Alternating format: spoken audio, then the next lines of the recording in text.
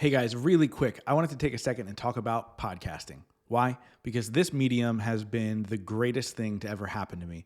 A little over 5.5 years ago, I bought a $60 microphone and everything in my life has changed. I've gone on to build a successful business, live events, a lucrative speaking career, and I've been able to connect and become friends with some of the most influential thought leaders in the world, all because of podcasting. Now, you might not know this about me, but I've also helped multiple other people do the same thing. I usually work one-on-one with high-ticket clients to help them really build their brand. But so many people were asking me, Justin, I need to know the secret. So I've actually put together a masterclass. So if you head over to purposedrivenpodcaster.com, you can sign up for the masterclass today and learn exactly how I've been able to build this business, and you can too. This course is for wannabe podcasters and also podcasters who aren't getting the results that they want. Again, head over to purposedrivenpodcaster.com, grab your masterclass now, dive in, and take your life to the next level. Welcome to the Growth Now movement. I'm your host, Justin Shank. I'm an entrepreneur, speaker, and podcaster who years ago decided to go on a journey on how to grow in all areas of my life. What I found out was it's really a matter of focusing on the 4 pillars of life: business, relationships, spirituality, and wellness. And that's what we do here. We explore how to continuously grow in those areas, all while having a ton of fun doing it. I'm really excited you're on this journey with me. Now let's get to this week's episode. This week, I sit down with Sarah Klein. Sarah is an attorney, an advocate for victims of sexual abuse, and a former competitive gymnast. Sarah is also one of the first known victims of former Olympic women's gymnastics trainer Larry Nassar. And in July 2018 at the ESPYs, Sarah accepted the Arthur Ashe Courage Award on behalf of herself and the hundreds of other survivors of Nassar's sexual abuse. Today, Sarah is a widely respected advocate for legal, cultural, and political change. Her op-ed in the Philadelphia Inquirer titled, "I Lobbied to Change the Law After I Was Abused by Larry Nassar," caught the attention of Pennsylvania's Attorney General, and she has now worked in New York, Pennsylvania, Michigan, and elsewhere for legal reform that will bring survivors healing and justice. I thought it was important to have this conversation on the podcast because I think people need to become more aware of what's happening. Not only that, how to protect yourself and your kids in these instances, because sometimes it's happening right in front of our eyes and we don't even realize it.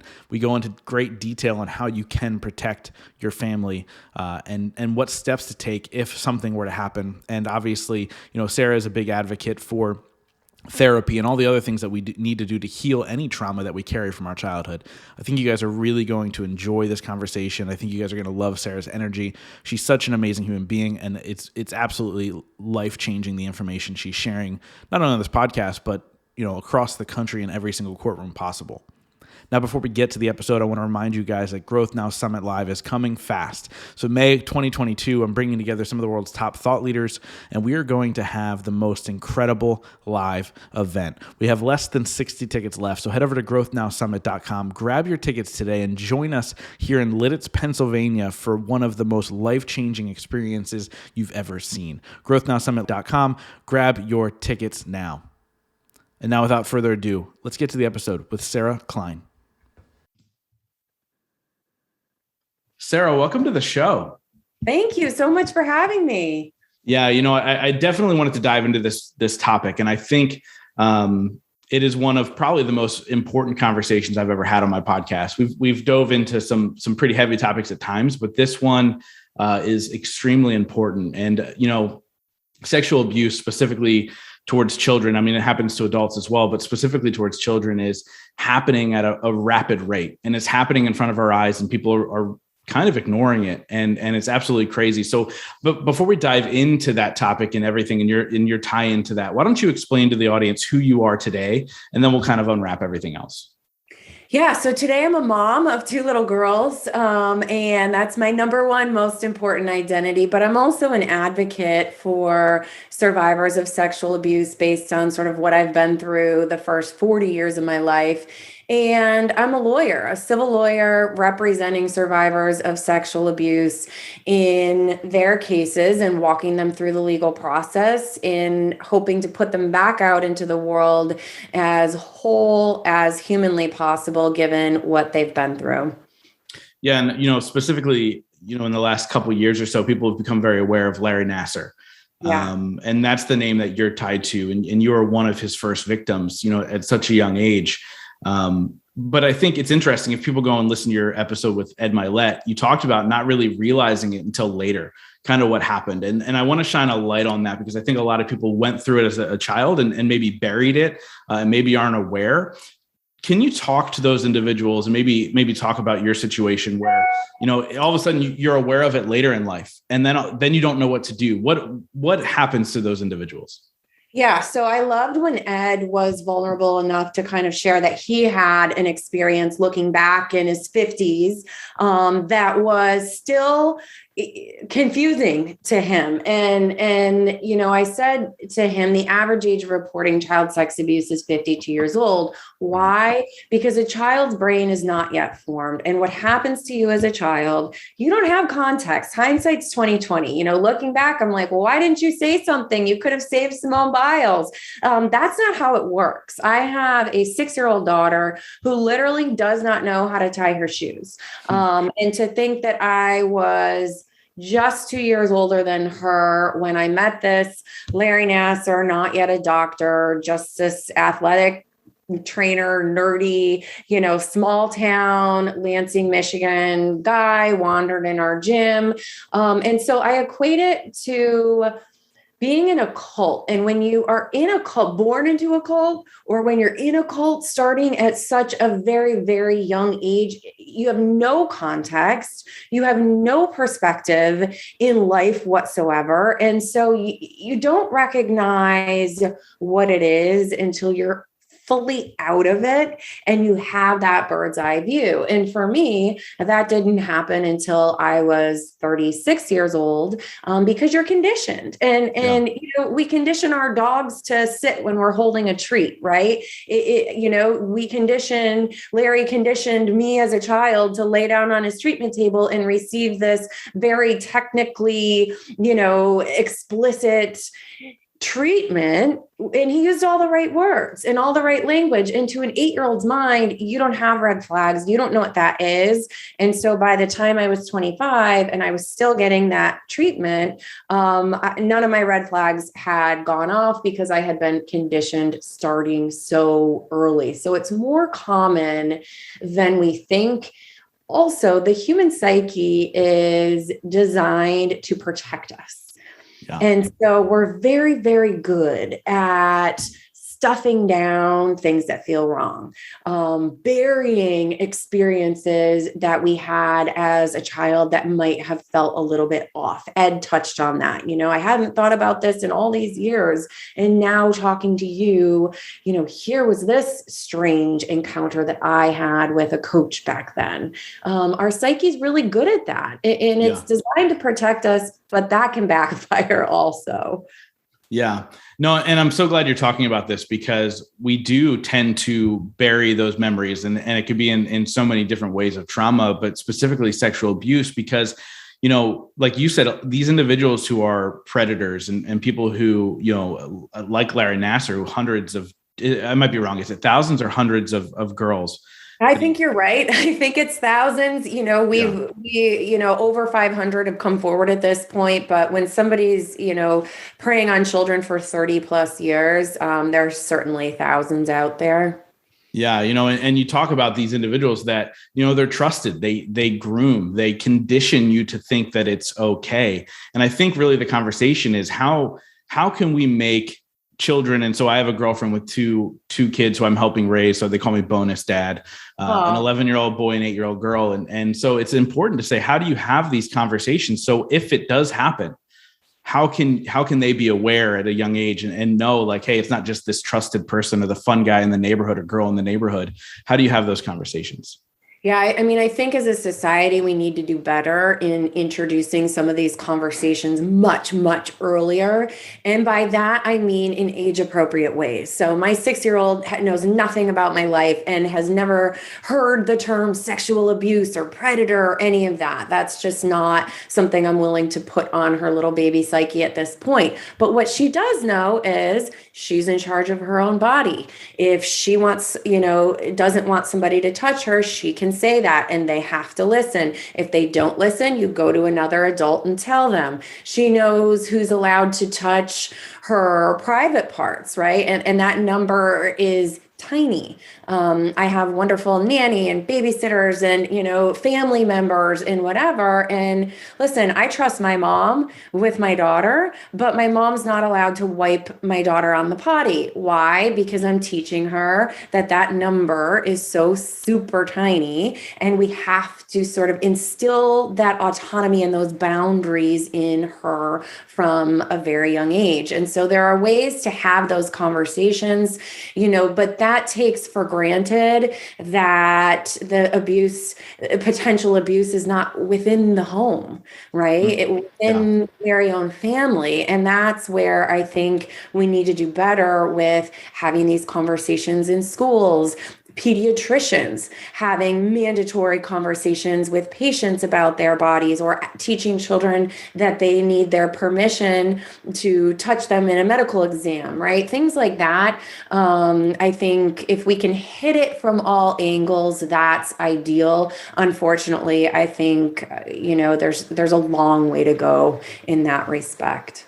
Yeah. Why do you think the light isn't shined on that, especially in schools where it's happening and doctors' offices where it may be happening? Like, why do you think the light is not being shown there? Is it a societal thing? Like, I think it's an ugly topic. A lot of people don't want to touch with a 10-foot pole. Yeah. It's uncomfortable. It's easier to, focus on frivolity and focus on, Sesame Street than it is to focus on the topic of things going horribly wrong. I think also it takes education, which takes resources. And, in my opinion, this is a global health crisis. We are in a global health crisis, not the pandemic, but child sex abuse was a global health crisis before the pandemic hit. And now I think it's even more of a global health crisis since that child being abused, at night or on the weekend, spending 8 hours a day in school is now, for the last 2 years, spending 24 hours a day, potentially in that home with that abuser, and so on. And then, asked to re-enter the world and having been abused, God only knows how badly for how long, and behave normally. So I think it's a resource issue. I think in terms of institutions, it's a liability issue. The less we talk about it and the more we pretend it's not happening, the less we'll get sued and the more money we can keep. But unfortunately, in my line of work, that backfires every single time. So money, resources, and then courage, courage to tackle the hard stuff. Which a lot of parents aren't willing to do because they believe this will never happen to my kid. Yeah. You talk about, the lawsuits and, hey, we're here to make money. And obviously the USA Gymnastics is a great example of that. Like, as much has come out about it, I feel like there's nothing being done. And this is just obviously totally my outside perspective of what I'm seeing. Is that what you're seeing as well, being at the forefront of this conversation? And how do we stop that? Because us both being in Pennsylvania right now while we have this conversation, Penn State football, or Penn State as a university, hid something like this as well on a different level, and they walked away richer and better than ever. And so how can we address that on a high level like that? Yeah, I think Penn State did one thing right, which is, allowed themselves to be independently investigated to understand what went wrong and who knew what when. That is something USA Gymnastics, the Olympic Committee, Michigan State still have yet to do. I've been at USA Gymnastics in the Olympic Committee for a good 6 years now. I was at the Senate Judiciary Committee hearings with Simone Biles, Ali Raisman, et cetera, a few weeks ago. And those women never should have had to do that. we've been at Congress 4, 5, maybe 6 times at this point. How much does it take? Why are the victims having to be the ones putting themselves out there? Why are there not sweeping indictments of the FBI agents who covered this up? I was at a luncheon earlier today. I've been out of pocket all day doing a speaking event and at a lunch, et cetera. And at the lunch, the president of the university actually said that there was some announcement today that, Congress is going to demand to find out why indictments weren't brought in USA Gymnastics. Money, power, brand, reputation, preserving themselves and mitigating liability have been the value system of USA Gymnastics and the Olympic Committee. And unfortunately, there's this paradigm where I was just talking to this university president today, and I said, you guys are awesome because you're having these conversations proactively instead of reactively when you get sued. And what happens, we're suing University of Michigan, UCLA. We just had a big $1 billion verdict with USC. I keep waiting for the institutions to say, which I would say in this position, oh my gosh, something went horribly wrong. We're going to take complete responsibility and we're going to do whatever we have to do to make this as easy on the victims as possible. Now, I've yet to hear an institution ever have that response. Why? Because they're being advised by big law defense firms who are billing hours and making money. They don't care if their client's going to settle in a mediation one way or another. They don't care how much it costs the client as long as they are making money. So again, it comes back to values. What do you value? Do you value the dollar or do you value the spirit of a human child? And to me, there's no question. Unfortunately, it's become a bit of a political issue, and it absolutely never should be. It's black and white. We're talking about kids. Yeah. And when you look at the sheer number of children who are affected by this, do you know the percentage, at least that's known or estimated as far as like what percentage of children are physically and sexually abused? So they say 1 in 5 girls and 1 in 3 boys, but I think those statistics are grossly underrepresenting what's going on because that takes into account reporting. And reporting is not something that happens very often for all the reasons, many of us don't come forward. You're terrified, you're confused, you're scared, you turn to drugs, you turn to alcohol, you try to bury it, you tell yourself it was your fault, right? And so, that all supports the statistic that the average age of reporting child sex abuse is 52. And when that's the case, who are they reporting to? They're not reporting necessarily to the police because their statute of limitations is blown. So how do you wrap your mind around the numbers? I think the numbers are much, much higher than that. We're just starting to get a handle on it as the stigma and the shame around child sex abuse is beginning to be blown to shreds. But I think it's much, much, much more common than any of us statistically can even account for. Yeah, and I wanted to bring that up because I think a lot of people might be listening to this and going, well, I live in this type of place. It's a safe neighborhood. I know all my neighbors. I know they're my children's teachers. I know all these things, and they don't think it's going to happen to their children. But the reality is it very, very may well be happening now, if not could potentially happen. And we have to be aware of that. So what are some of the signs as a parent should we be looking for, depending on who our children are spending time with? Yeah, unfortunately, people do think I live in an affluent community here. Everybody knows each other. Oh, my kid's gym teacher, they're my friend. I went to high school with, right? We always think that. Every single one of us thinks that. And unfortunately, I can tell you from the work that I do, it is happening in every single community, whether you want to admit it to yourself or not. I am a positive person. I'm an optimistic person, but those are just cold, hard facts.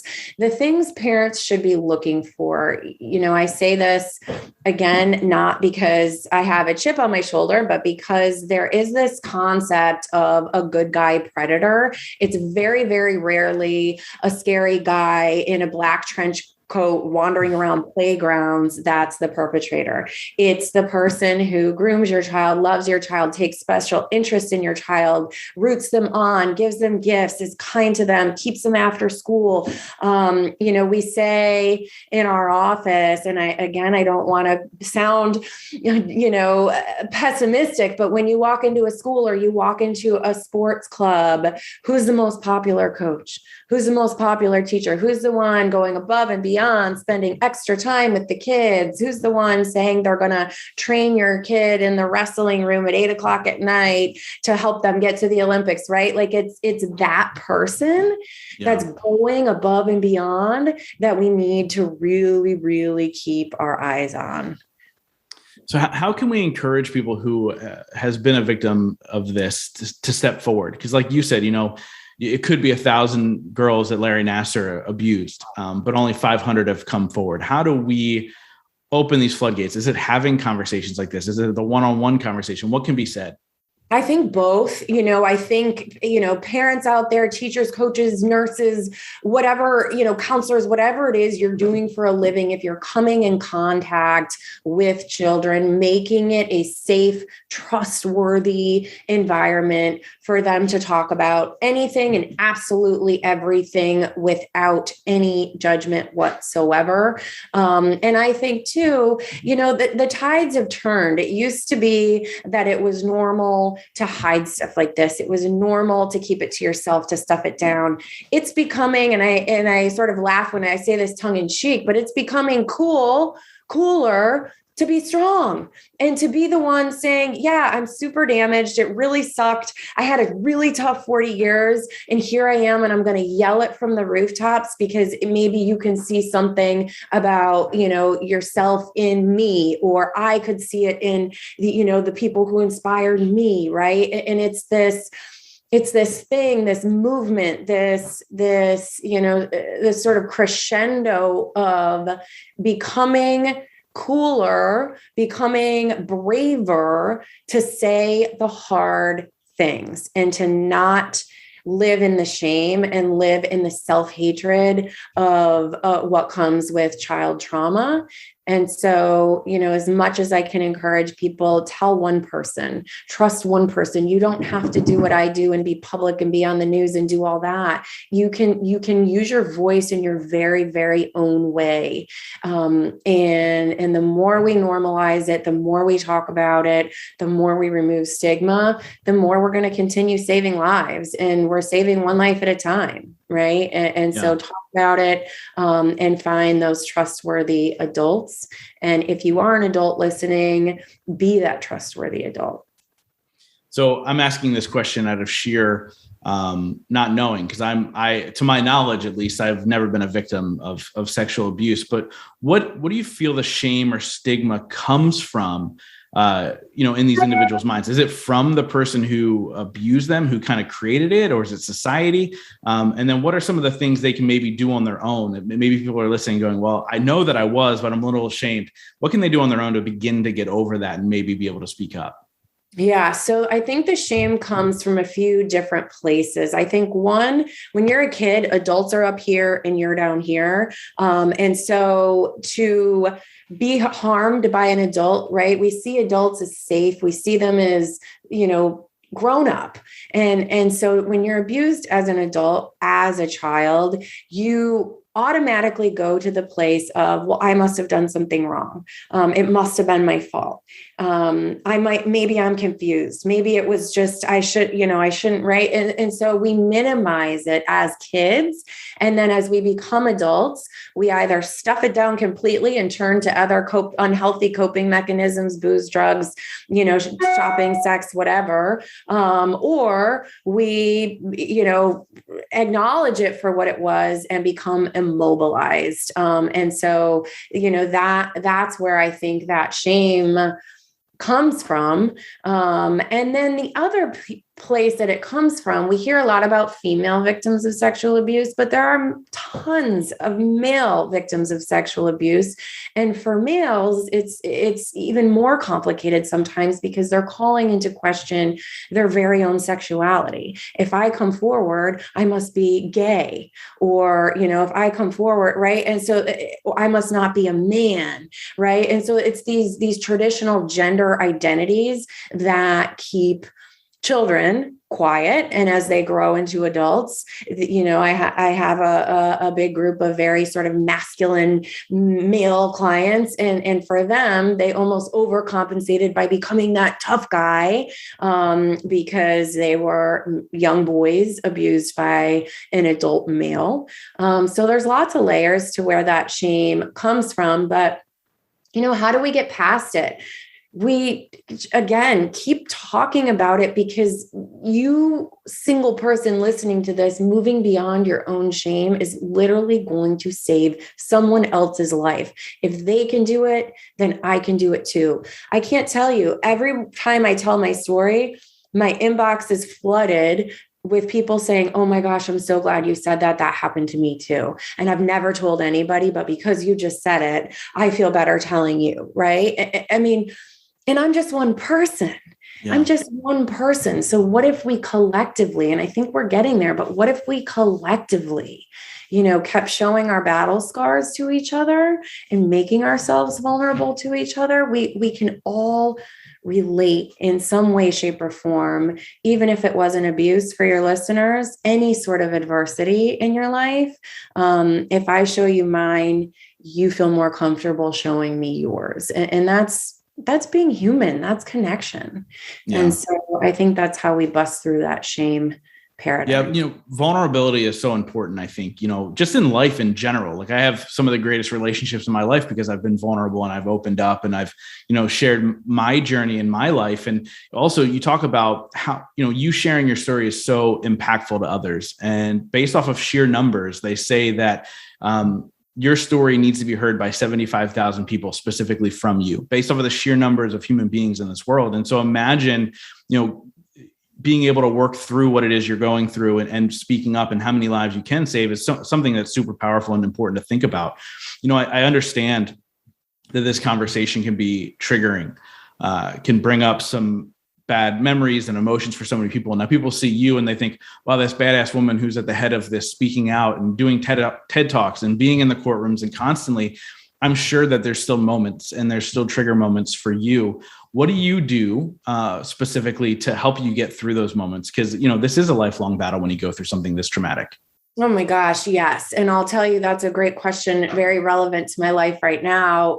I've had a rough couple weeks. It started with going to Congress, and then I had to go to another thing, NASA related, and put myself in a really vulnerable position, and then got on a plane to go here and there. I've been in 5 states in the last 3 weeks, and I have 2 little kids, including an infant.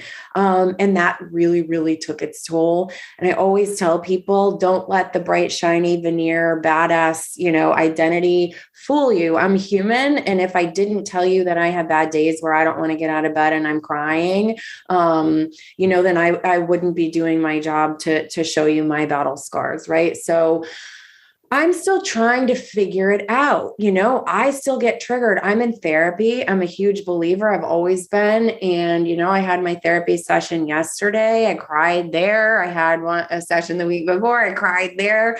I'm a hopeful person. I'm a happy person. I have a wonderful life, and I'm grateful that I'm in this position to be able to use my platform for good. But it's a journey. It is a big old journey. And I don't think you ever arrive. I was talking to a woman today, beautiful, 75 years old. And she was at the event I spoke at, and she disclosed that she was abused by her mother's boyfriend from ages 4 through to 8. She said, Sarah, and she's just got this beautiful life and kids and grandkids and a class act. And she said, Sarah, I still get triggered. I'm 75. I have not been sexually abused since I was 8. and I'm still triggered and I still have my days. And I said, thank you so much for saying that because I've had a doozy of the last 2 weeks.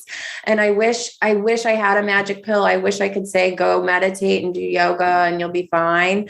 I really don't have an answer. I will encourage people that healthy coping mechanisms work better than unhealthy ones, like, eating disorders, anxiety, depression, alcoholism. I've seen a lot of my sister survivors turn to drugs and alcohol so that they don't have to feel when they get triggered. I say walk right into that ring of fire and sit your ass down and wait until that fire goes out and then walk out the other way. It's not fun. And my therapist said, you're just going to have to sit in it. That's what she said. And I'm like, no, I have a speaking event tomorrow. I can't feel this bad. You just sit in it. You just walk in and you wait till it's done and you walk back out the other side. And I guess that's what being a survivor actually is versus being a victim, because the victim lays down in bed and doesn't get back out and does, acts of self-harm, hurts others. I had somebody on my podcast recently who said, hurt people and healed people heal people. So that really sort of lit my fire to be more of a healed person than a hurt person. But it's a work in progress. And nobody ever gets to the other side. Yeah, it truly is a work in progress. It's so funny. A lot of the things you're talking about, I talk about often when I speak on stages and stuff, and how to overcome those things. And one thing I say often is, your wounds are there for you to learn. And your scars are there to teach other people, right? But it's a constant work in progress. There is no end game. There is no whatever. And one thing I do want to point out, I love the fact that you say, and you said it on Ed's podcast too, I love the fact that you say you're an optimistic, happy, fun person. I think sometimes when somebody goes through so much trauma, like sexual abuse, they feel like that's who they are and that defines them. And that's just not the reality, right? You're so much more than that. That just happened to be a moment in time, whether it be one time or over 17 years. It's not who you are. And I think that that's something super important to talk about. One thing I want to shine a light on, and I know we're running out of time here, but one thing I want to shine a little bit of light on is I would love for you to talk about the types of victims you've worked with. I think sometimes we picture a certain thing and we think that's the person who would be the victim, but I know that it spans so many different types of people. What are the types of individuals that you've worked with, just so people can be aware of, hey, it could be me too?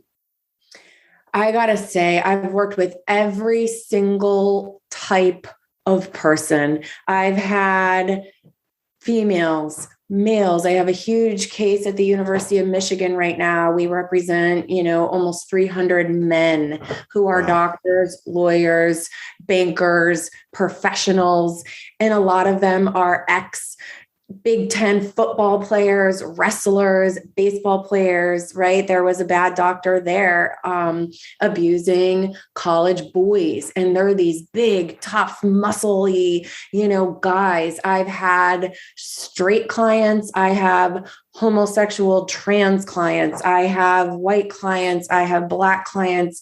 It does not discriminate. Sexual abuse and harm of children does not discriminate.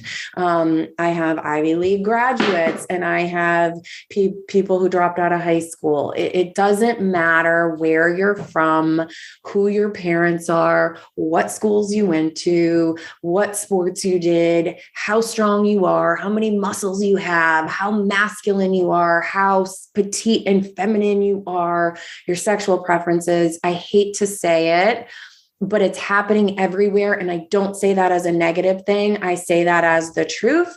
And because we know it's happening everywhere, we have a duty to shine that light and do better and make sure that these perpetrators and the entities who enable them and hide what's going on are held to account. And I think we're sending that message loud and clear, but we have to keep doing it and we have to keep getting louder and louder. And soon it's going to become the norm for this stuff to just be simply unacceptable. And it's criminal, right? It's criminal. Yeah. Yeah. And I mean, you said something about, the doctor who was sexually abusing college boys, right? Like if you're a parent right now and you're listening to this, it's not just you have to worry about your 8-year-old daughter. We're talking full grown. I mean, there's college kids who look older than me and are bigger than me. Like we're talking full grown adults who are big also football players, right? Yeah. Big old Big Ten football players who then went on to play for the NFL, right? That's who I'm talking about, and some of those guys in that case have come forward and everybody goes, no, couldn't be, not them. They were 6'5". Why didn't they do anything? They were told it was normal.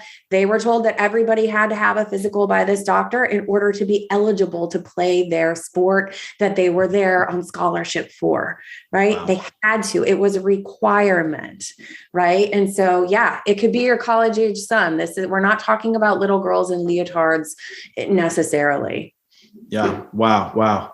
Now I wrap up every single interview with the same question, but before we get there, how do people get a hold of you? I know you have a new podcast, which I have love for every single podcaster out there, and you're officially in those ranks.